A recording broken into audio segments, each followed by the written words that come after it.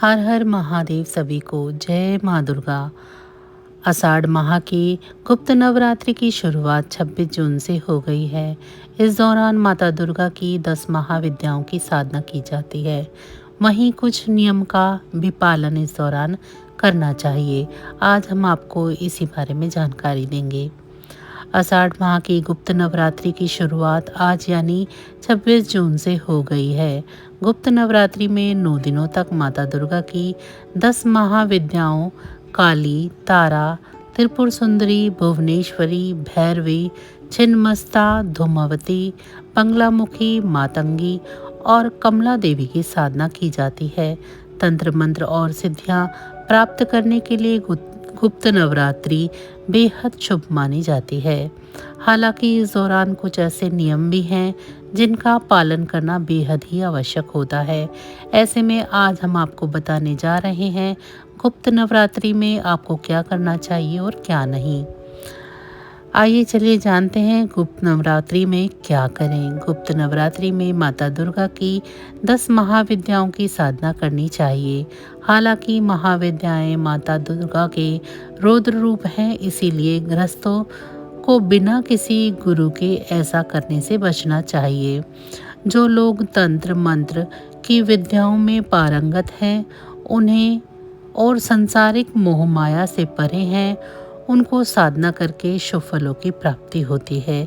गृहस्थ इस दौरान मंत्र जप, योग, ब्रह्मचर्य का पालन कर माता को प्रसन्न कर सकते हैं। गुप्त नवरात्रि के 9 दिनों में आपको सात्विक आहार ग्रहण करना चाहिए। मांस मदिरा का सेवन आपके लिए हानिकारक साबित हो सकता है। गुप्त नवरात्रि के दौरान दुर्गा सप्तशती, अगला श्रोत्र, दुर्गा चालीसा आदि का पाठ करने से सुफलों की प्राप्ति होती है। राहु, केतु और शनि के प्रभाव को दूर करने के लिए गुप्त नवरात्रि का समय बेहद ही शुभ माना गया है। इस दौरान इन ग्रहों की शांति के लिए पाठ आप कर सकते हैं। दीपदान, पवित्र नदियों में स्नान और ध्यान करने से भी आप माता दुर्गा को गुप्त नवरात्रि में प्रसन्न कर सकते हैं। गुप्त नवरात्रि के दौरान छोटी कन्याओं को उपहार देकर भी आप माता का आशीर्वाद प्राप्त कर सकते हैं। चलिए अब जान लेते हैं गुप्त नवरात्रि में क्या नहीं करना चाहिए।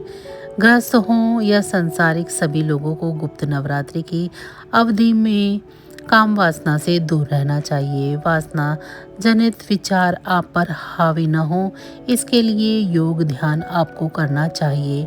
कुछ लोग बिना सोचे समझे गुप्त नवरात्रि के दौरान तांत्रिक अनुष्ठान करने लगते हैं, लेकिन बिना किसी गुरु के आपको ऐसा नहीं करना चाहिए। इसके घातक परिणाम हो सकते हैं। गुप्त नवरात्रि के दौरान आपको बाल और नाखून काटने से बचना चाहिए। इस दौरान स्त्रियों का अपमान न करें और घर में भी लड़ाई झगड़ा करने से बचें। मन में किसी के प्रति भी गलत विचार न आने दें। अगर आप माता को प्रसन्न करने के लिए साधना या मंत्रों का जाप कर रहे हैं तो गलती से भी मांसाहार, प्याज, लहसुन आदि का प्रयोग खाने में ना करें।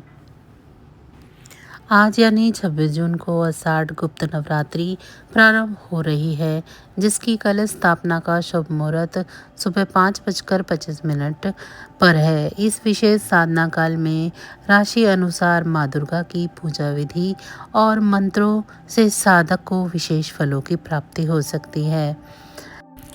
आषाढ़ गुप्त नवरात्रि में माँ दुर्गा की आराधना से साधक की मनोकामनाएं पूर्ण होती हैं और रुके हुए कार्यों में सफलता मिलने के योग बनते हैं। इस अवसर पर यदि आप अपनी राशि के अनुसार देवी दुर्गा की पूजा विधि और मंत्रों का पालन करें तो लाभ और भी बढ़ सकता है।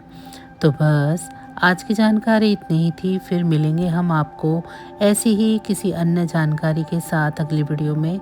तब तक अगर आप सभी को हमारी ये जानकारी अच्छी लगी है तो वीडियो को लाइक करें। चैनल को अभी तक सब्सक्राइब नहीं किया है तो चैनल को सब्सक्राइब कर लें। माँ भगवती दुर्गा की कृपा दृष्टि आप सभी पर सदैव बनी रहे। आप सभी का बहुत बहुत धन्यवाद। जय माँ दुर्गा।